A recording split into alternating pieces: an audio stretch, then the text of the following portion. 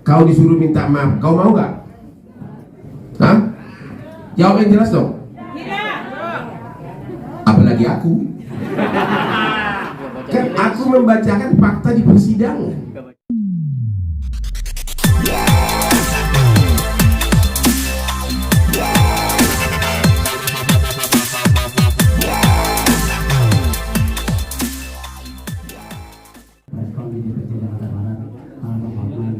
Kebetulan mereka kan menganggap Bapak ini kan menyatakan auto wasit ini adalah mereka itu minta untuk 1x24 jam Bapak ini untuk minta maaf. Itu yang pertama.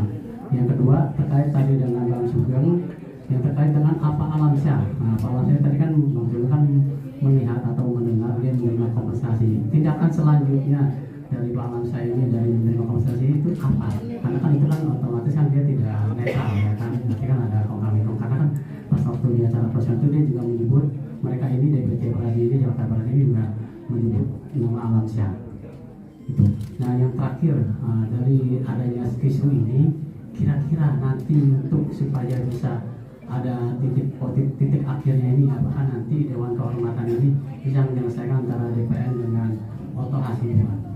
Itu dulu sementara. Terima kasih. Yang pertama, Anda tidak menjelaskan apa saya harus minta maaf. Kalau sekarang ini putusan kau baca, kau ceributkan apa yang tertulis, kau disuruh minta maaf, kau mau nggak? Hah? Jawab yang jelas dong. Apalagi aku. Kan aku membacakan fakta di persidangan. Oke, selanjutnya dijawab oleh Pak Sugeng yang pertanyaan lain.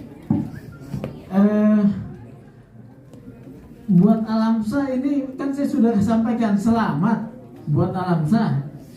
Dia menang besar nih, ya menang besar nih, bukan kanan kiri. Dia memenangkan perkara ini, ya menjadi momentum isu nasional terkait dengan komunitas atau organisasi advokat. Peradil lagi, ya yang diklaim anggotanya paling banyak, ya ribuan, puluhan ribu, ya puluhan ribu ya. Kemudian kedua, saya mendapat kompensasi, makanya saya katakan selamat. Apa implikasinya? Tidak ada implikasinya. Selamat saya bilang, karena itu tidak ada kaitannya, ya untuk bisa membatalkan putusan ini. Putusan ini telah berkekuatan hukum tetap. Yang bisa dilaksanakan adalah dicabut, ya, mencabut. Ya dicabut tuh SK 104, ya, gitu loh. Yang kedua, kita advokat ini kan bekerja di wilayah yang namanya nilai-nilai dan norma, ya. Kita harus taat nih yang namanya nilai-nilai dan norma. Kalau kita tidak taat itu, maka kita sedang mendinai diri sendiri sebagai profesional, sebagai komunitas intelektual, ya. Apa yang harus dihormati dan nilai-nilai dan normanya. Apabila pengadilan menyatakan ini batal dan tidak mempunyai kekuatan hukum, semestinya anggota-anggota yang puluhan ribu tersebut, ya, bisa meminta kepada DPN untuk mentaati, satu, ya, bisa mentaati. Karena tentu tidak nyaman berada pada situasi yang sudah jelas-jelas dinyatakan pada situasi melanggar hukum atau melawan hukum. Ketika melawan hukum, Anda taat atau Anda diam saja, sebetulnya menjadi satu tanda tanya. Anda ini bekerja pada wilayah norma atau tidak, atau sekedar menggunakan posisi profesi tersebut hanya mencari uang semata. Karena di dalam kode etik, ya, dalam kode etik advokat sebagai pribadi advokat adalah orang yang taat hukum, peraturan perundang-undangan, kode etik, ya. Jadi ini harus diingat nih, bukan persoalan sengketa hukum, tetapi lebih dalam dari itu, kita harus taat hukum pada nilai-nilai dan norma hukum. Normanya sudah ada, batal dengan segala akibat hukumnya. Bisa anggota-anggotanya meminta pertanggungjawaban untuk dilakukan koreksi atas kepemimpinan yang dihasilkan dari SK 104 yang dinyatakan batal dengan segala kekuatan dengan segala akibat hukumnya. Terima kasih. Jadi minta koreksi ya, bukan rame-rame laporin Hotman Paris ke polisi ya. Pak Sugeng yang ahli kode etik, ada lagi yang lebih menarik nih Pak.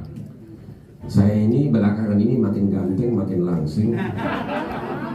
Juga bisnis klub suka dansa-dansa Pak.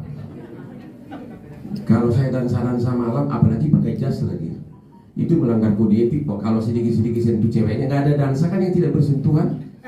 Kira-kira gimana Pak? Bapak kan ahli kode etik, bisa nggak aku dihukum kalau saya berdansa dengan Aspri? Saya sudah 44. Gimana Pak? Ini jadi begini Bang Hotman, ini bukan forum untuk menilai soal apa pelanggaran kode etik kira ya.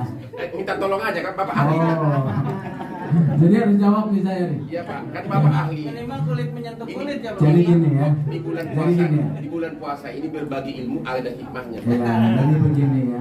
Kode etik advokat Indonesia itu disusun untuk mengontrol seorang pemegang profesi advokat di dalam menjalankan tugas profesinya. Menjalankan ya. Ya saat menjalankan ya. Jadi gampangnya ketika sedang menangani perkara. Kalau beliaunya joget-joget dengan kliennya, misalnya ya dalam menangani perkara Depan sidang, nah itu pelanggaran kode etik. emangnya gua tiding. Ya. Tetapi apabila saya sebagai advokat, ya saya sedang tidak menjalankan profesi, saya misalnya joget-joget dengan seorang wanita, beberapa orang wanita, itu adalah wilayah privasi saya, ya. Yang penting saya tidak melakukan atau melanggar batas demarkasi pelanggaran hukum, ya.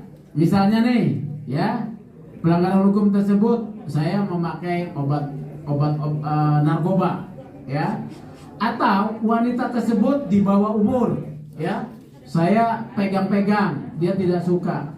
Kalaupun dia misalnya wanita sudah dewasa, misalnya saya peluk-peluk dia tidak suka, boleh lapor. Cuma kalau dia suka nggak ada soal, ya. Itu wilayah privasi. Itu pendapat saya ketika saya diminta pendapat di dalam persidangan kode etik. Ini jadi berulang pertanyaan nih. Makasih Pak. Aman berarti lah. Masih ada satu lagi Pak. Aduh banyak. Ini kayaknya mesti di hourly basis. Ya boleh. Ini kasihan mereka ini sia-sia, biar ada yang dibuat Pak. Jujur, alam saya harus berterima kasih sama saya, sama kalian. Jadi ada berita. Ini putusan sudah September 2020, ya kan? Tapi nggak pernah ada gaungnya. Sudah putusan Pengadilan Negeri Lubuk Pakam September 2020 nggak pernah gaungnya. Begitu disenggol Hotman dikit langsung bung. Apapun kalau saya senggol bung, nggak tahu kenapa itu. Ya. Tangannya tangannya. Satu lagi Pak. Aku capek-capek merantau Pak. Dulu naik kapal Tampomas, naik kapal laut. Boleh nggak Pak pengacara mencari harta Pak? Dan boleh nggak bergaya gini-gini? Silakan Pak. Kan ada wilayah privasi ya. Jadi sebagai advokat ada wilayah privasi. Keputusan-keputusan yang diambil di luar ketika menjalankan profesi, ya itu tidak ada kaitan dengan profesi ya. Kalau menjadi kaya bagus dong. Tetapi kalau kaya hanya untuk dirinya sendiri juga jangan. Kasih dong ini lebaran nih. Ya.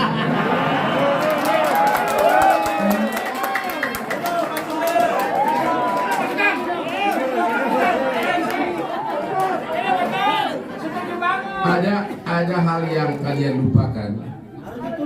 Kalian mungkin sudah dengar Kopi Joni yang sampai sudah melambung ke luar negeri. Siapa yang bekerja di situ tanpa pamrih? Apalagi sebelum pandemi. Sebelum pandemi, Anda percaya atau tidak? Sabtu Minggu ini antri sebesar ini pencari keadilan gratis dari seluruh Indonesia. Itu kenyataan. Ya, dan saya tidak pernah menyombongkan itu. Ya, yang kedua, ini saya dengar, ini ada satu cerita memilukan di Kopi Johnny, saya cerita ya.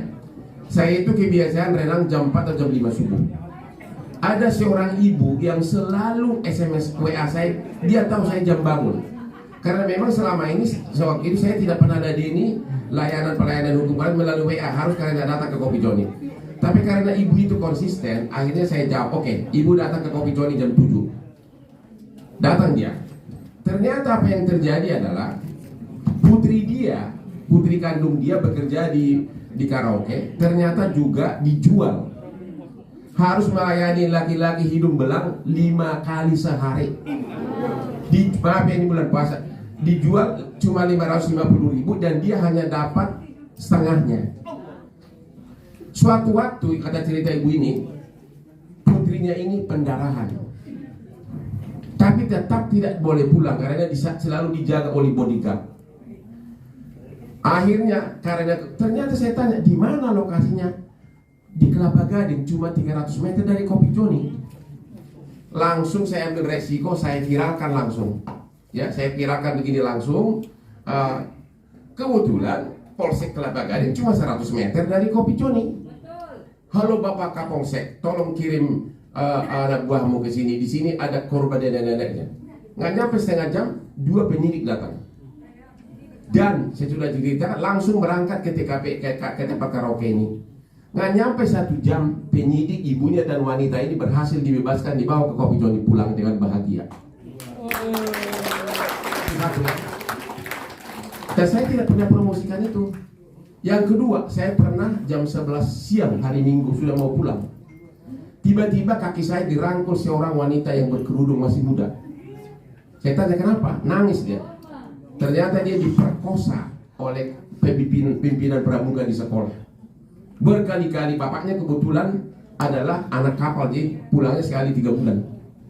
Setiap dia mau lapor, rupanya waktu diperkosa pertama dia udah divideokan, sehingga si cowok ini ancam akan dibuka video ini kalau dia tidak ada diri, sampai 17 kali. Polres pun waktu itu ada kebingungan. Akhirnya saya sudah lapor. Tiba-tiba ada ide dari saya. Ternyata dia masih anak di bawah umur.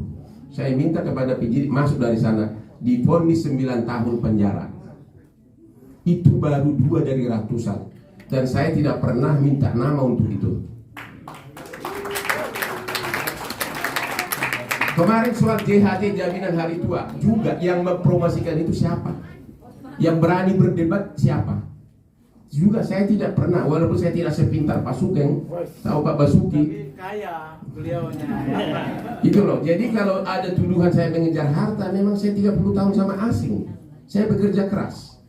Dan terima kasih Pak Sugeng, rupanya pengacara boleh juga cari harta ya. Boleh. Oke, terima kasih. Dan